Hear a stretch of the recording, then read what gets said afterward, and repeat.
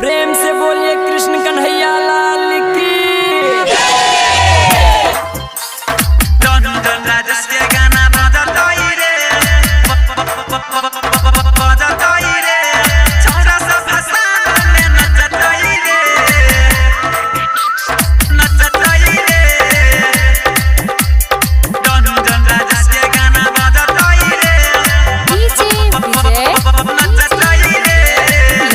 Presented by Virat Music। Ranjan राजस के गाना बजतई रे, छौरा सब फसान में नचतई रे। रंजन राजस के गाना बजतई रे, छौरा सब फसान में नचतई रे। नारा लगे तो सब जोर जोर से, नारा लगे तो सब जोर जोर से, मस्ती में सब कियो जजतई रे, जजतई रे, जजतई रे। रंजन राजस के गाना बजतई रे, छौरा सब फसान में नचतई रे। रंजन राजस के गाना बजतई रे, छौरा सब फसान में नचतई रे। रंजन राजस के गाना बजतई रे, बजतई रे, छौरा सब फसान में नचतई रे, नचतई रे। रंजन राजस के गाना बजतई रे, नचतई रे।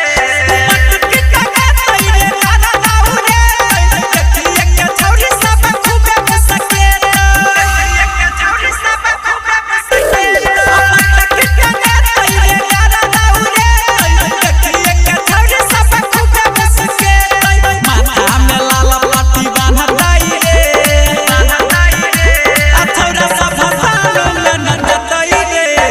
रंजन राजस के गाना बजतई रे, छौरा सब फसान में नचतई रे। रंजन राजस के गाना बजतई रे, छौरा सब फसान में नचतई रे। रंजन राजस के गाना बजतई रे,